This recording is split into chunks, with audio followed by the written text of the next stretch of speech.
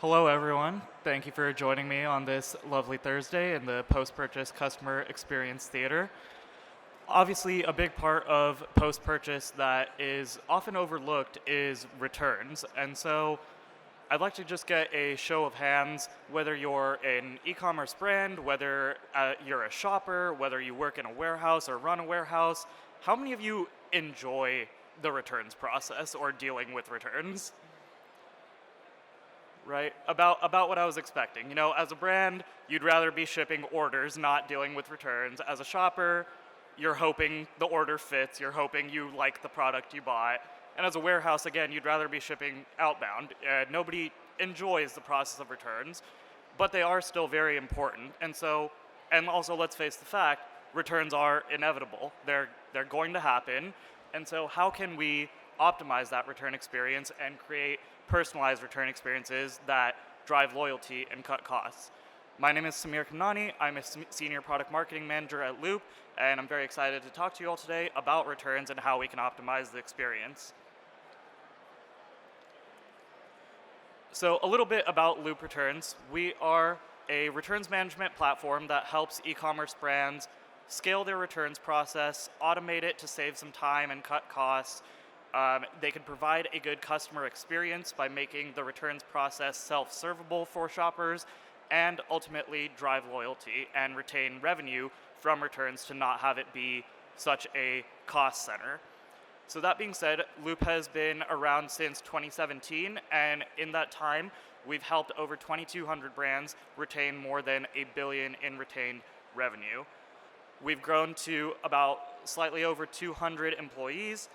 We've raised $125 million, and we're really excited to be here, continue our growth, and as you can see on the screen, some of our UK brands that we're very happy to help throughout this process. So first, I want to talk about the holiday season coming up and what that means for you all as a brand, and especially what it means for returns. So peak season is what we call the period between Black Friday, Cyber Monday, the holidays, all of that, and obviously it's known for a huge surge in orders, but also a huge surge in returns. This means that peak season is a crucial time for your brand to retain and impress more customers than usual throughout the rest of the year. Actually, an average of 27% of all annual sales are made during the holiday shopping season, and brands typically see a 31% increase on average in return rates during the holiday season. Return rates especially peak between Christmas and New Year's, increasing to as high as 70%, which again, as we talked about, none of us really enjoy returns. So what are we going to do about it? How are we going to prepare ourselves for this peak in returns that's coming up? Looking back to last year in 2022, brands saw a 31% increase year over year in returns, but we ran some of the numbers, and brands using Loop saw an 11% decrease in refunds year over year and a 38% increase in upsell value year over year. And so what that means is those brands using Loop they lost less to returns coming back and issuing refunds, and in fact, they made more money by being able to exchange for a higher value item. And so you can really change this peak in returns that's going to be a headache into a opportunity driver. And so let's talk about why returns matter. Knowing that this big return surge is coming up, why is scaling returns management important? It's often an overlooked part of the customer experience. Again, obviously, we'd all rather be shipping outbound. We'd all rather be selling orders. But when customer acquisition it costs around 5 to 7 more times to acquire a customer than it is to retain a customer, you have to think about the full customer experience, not just pre-purchase. But that being said, returns even matter pre-purchase. Before a shopper even buys with your brand, they're looking at your return policy to see, do I want to shop with this brand? So 92% of consumers are either sometimes or always looking at a retailer's return policy before making a purchase. They're looking at, what's the return process going to be like? Is it free? Are there costs associated? How many days do I have to return, etc. And if they're not happy with it, they may not even place an order in the first place. And 99% of US and UK customers agree that retailers with more flexible and extensive return policies care more about them as a customer. So this really contributes to brand loyalty and how your shoppers view your brand. Now let's talk about post-purchase. The reason why returns experiences matter and creating a good return experience is we've surveyed shoppers both in the US and in the UK. Actually, some of this data lives in the reports that are sitting on the chairs, but 89% of shoppers say they're likely to churn after a bad return experience. And again, when we know that customer acquisition costs are so high, that's not something you want. And 84% of customers also say that a positive, hassle-free return experience makes them more likely to buy from that retailer again. So this has a big impact on the loyalty to your brand. So last year, Loop processed 7.2 million in automated returns and saved our brands around 18 million in customer support costs. If you think about how much time it takes to do a return request, especially if you're currently on a manual process, let's think about what that looks like. Let's say a shopper has to call or email support, then they have to wait for a response, maybe you have to go back and forth on what your options are. It's not an ideal experience for either party, and it can cost up to 66% of the price of a product to process a single return. So again, this is historically and traditionally been such a time and cost centered that it's, again, not something we enjoy dealing with. But having a self-service portal available is a win-win for your shoppers and your teams. If customers can complete a return or exchange request online instantly at any time of the day without needing to actually talk to a human, then your teams are saved that time by not having to manually handle returns, and it allows you to then focus on the parts of the customer experience that require a more personal touch. And again, you can shift the way you're using your time and spending your time today.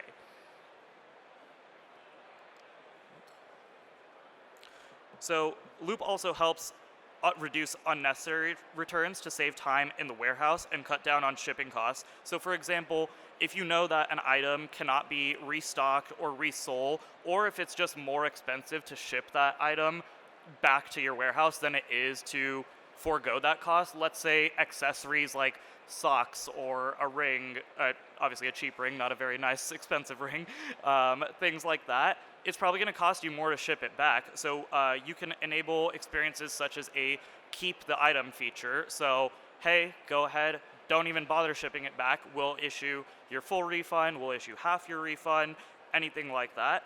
Or you can set up experiences to directly donate that product or send it to a secondary channel. And so we've ran some of the numbers, and providing a good return experience obviously has major impacts on customer loyalty. So brands using Loop, the stats you're seeing on screen are from brands using Loop compared to brands that do not. And so you'll see that shoppers who have completed a return in Loop place their second order faster than shoppers that have not done a return in Loop. Also, for shoppers that have done a return in Loop, they're placing order values 15% higher than shoppers that have not. And lastly, they're creating 42% more orders than, again, shoppers that have not done a return in Loop. So it goes without saying that the return experience, again, really has major impacts on your relationship with the customer and how they interact with your brand. A big piece of returns is really just down to wrong sizing. In 2022, an estimated 75% of shoppers returned a purchase just due to sizing being off. So it wasn't like, hey, the product is damaged or I got the wrong thing in the mail or anything. 3/4 of returns are just about it's too big, it's too small. So by providing a easy experience to just get a new size or a new variant, as we call it, and syncing that to your inventory levels, you can surface the latest information in real time and create a really streamlined post-purchase experience. But we have a saying at Loop that is, a return doesn't have to be a refund. So on the topic of variant exchanges, we can actually take that a step further. if you offer opportunities to incentivize exchanges over refunds, again, we'd all rather be shipping outbound. We want to make more money. We don't want to issue refunds. Um, if you can provide those experiences that incentivize the exchange and the opportunities that you want to see and the outcomes you want to see, you can make returns feel like shopping again. So we have features at Loop known as bonus credit and shop now that again allow you to incentivize an exchange, get some extra money to shop again rather than just getting your refund credit. And with our Shop Now feature, you're allowed to create an experience that makes returns feel like shopping again. Again, going back to even shoppers don't like the return experience. It's a hassle. They have to figure out how they're going to print their label or drop it off or things like that. They maybe can't get the item they want to exchange it for. This Shop Now features allows it to be a much more personable experience that makes it look like they're back on your website, shopping again, being able to scroll through your entire catalog, and etc. And so what that impact has is 50% of returns and in retained revenue for merchants who use Loop. And by retained revenue, I mean an outcome other than a refund. So whether that's a variant in exchange, an exchange for a completely different item, or even just opting for store credit to shop at a later date. And so Saint & Sophia, an apparel brand here in the UK that you may be familiar with, they use Loop and they in fact retain revenue on over half their returns with Loop. And so they use the power of our automation and our exchange tools to provide a world-class customer experience without the steep labor costs of managing returns manually. And so they were handling returns manually before they came to Loop, but that quickly proved to be too labor-intensive, too time-consuming, and it didn't give the customer experience that they were hoping for. So by allowing their customers to self-serve their own returns, they're able to save all of that time and help build customer loyalty at the same time. What you see here on the screen is a quote from Decibel, the founder and CEO of Saint & Sophia, and she says that the biggest benefit of Loop is that our customers can instantly choose what they would like to do with their return. Again, there's no need for a human interaction or a support ticket or anything like that. They can get the outcome they want right away. And again, by using our exchange tools and automation tools, they've been able to see a high revenue retention rate and also an increase in annual upsell revenue. And so with all that said, I would now like to talk about where returns are headed. Obviously, returns have changed quite a bit in the past few years. If we go back a few years to the pandemic, the focus was free and easy returns, convenient, it needs to be the easiest experience ever. And that has obviously changed. Obviously, market conditions have changed. Brands are much more focused on not only their revenue growth now, but also cost savings. And you're looking at every single aspect of the experience where you can save. And so where returns are headed is we're seeing a lot more brands adopt return fees. So no more free returns for all, and a one-size-fits-all approach doesn't work anymore. However, it's important to still maintain that loyal customer experience for your good customers, for the ones that consistently shop with you. And again, like we talked about, acquiring a customer is much more expensive than retaining a customer. You probably want to impress your first-time customers, right? Maybe give them a free return. But again, free returns aren't working anymore. Brands need opportunities to recoup some of those shipping costs. Shipping is consistently getting more expensive. Again, as the holidays roll around, it's only going to get more expensive. And so at Loop, we believe that personalized return experiences are the future, where you're able to provide a potentially free or very optimized return experience for your loyal and first-time customers, but introduce some friction in the process for potential policy abusers, because as we've all probably heard of, there's been a rise in return policy abuse, practices like wardrobing, where someone will wear the item out and then try to return it the next day, or bracketing, where you're buying 10 things and with the intention of returning 7, that's not good for the brand. Again, if you can reduce the amount of returns and shipping going back and forth, that's the goal, right? And so how Loop can help power this is we have a customization engine called Workflows, and it allows brands to create customized and automized experience to their standard return policy. And so workflows does the invisible work of sorting through the return outcomes on the back end and allowing for those special exceptions. So again, you can use this to give your loyal customers, your first-time customers, the best experience that you want, but again, introduce some friction in the other cases, or if you know that a shopper is consistently doing those practices like wardrobing and bracketing, maybe you increase their return fees, maybe you limit some of their options, or maybe if a shopper is abusing your return policy in the sense of they're sending back the wrong item to your warehouse and still wanting a refund, or they're sending back an item that is stained or clearly damaged and it wasn't damaged before it got there, things like that. How can you introduce that friction? And so this allows you to personalize those return experiences and again, maintain that great customer loyalty for the shoppers you want to maintain it for, but mitigate some of your losses and risk with the shoppers that are causing you some problems. And so tying that back to the peak season that's coming up, some key things that you may want to personalize about the experience is offering longer return windows during the holiday season to account for the influx of orders, probably decrease shipping times. Maybe shoppers are getting their orders a bit later than they normally do, as well as gifts, right? A lot of shoppers, they're probably ordering something, holding on for it for 2 weeks before gifting it to someone else, and so you may need an extended return window. And speaking of gifts, by making gift returns easy so that regardless of who ends up with the item from your brand, they can still get that positive experience. You can also, you want to make sure, just from a human interaction standpoint, if someone that gets a gift is trying to return something, you probably don't want to tell the person that gave them the gift that they're returning it, things like that. So that's how you could tie personalization back to the peak season. And so,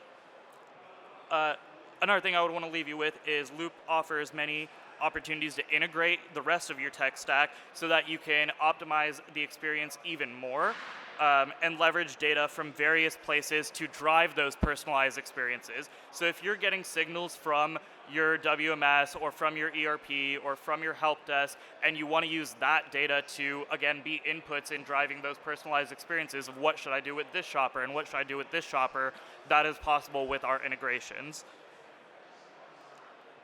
And so some kind of final takeaways I'd love to leave you with is obviously peak season and this time coming up is a crazy time in e-commerce where you're going to see both an uptick in sales and an uptick in returns. And returns are a vital piece of that customer experience to highly impact your customer retention. It's also an opportunity to, what we say at Loop is save the sale. Again, we don't think that a return equals a refund, so don't see returns as a cost center. Use it as an opportunity to save the sale, potentially retain that revenue by offering store credit or a variant exchange, or perhaps even make more money by getting them to buy something at an even higher value than the original order they placed. And personalized returns experiences allow you to automate those exceptions to your return policy, impress your loyal and first-time customers, give them a VIP experience, and mitigate your risk with policy abusers. And so partnering with the right returns platform to prepare your brand for peak season is obviously very important. And so you want to pick one that saves you time, makes you money, and impresses your customers with personalized experiences. Thank you for your time. And now we'll open it up for questions. So please visibly raise your hand and we'll have a mic going around.